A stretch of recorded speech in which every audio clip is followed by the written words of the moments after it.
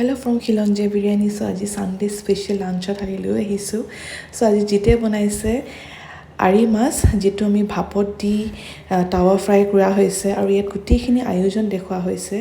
কিদৰে কি মছলা দিয়া হৈছে আপোনালোকে চাই যাওক আৰু ৰেচিপি কাৰণে আপোনালোকে কমেন্ট কৰিব আৰু লগতে আমি ইয়াত দেখুৱাম পছলা উইথ পৰ্কৰ লগত বনাব সো প্ৰথমতে দেখুৱা হৈছে আৰি মাছৰ ৰেচিপিটো সো আপোনালোকে চাই যাওক আৰু আমি আপোনালোকক বহুত ধন্যবাদ জনাইছো আপোনালোকে আমাৰ আগৰ ভিডিও কিটাত ইমান মৰম দিয়াৰ বাবে বিশেষকৈ আমাৰ যেটো জোৱা লাঞ্চ সানডে লাঞ্চৰ যেটো ভিডিও আছিল তাত ইমান মৰম দিছে সকলে আমাৰ বহুত ভাল লাগিছে থ্যাংক ইউ সো মাচ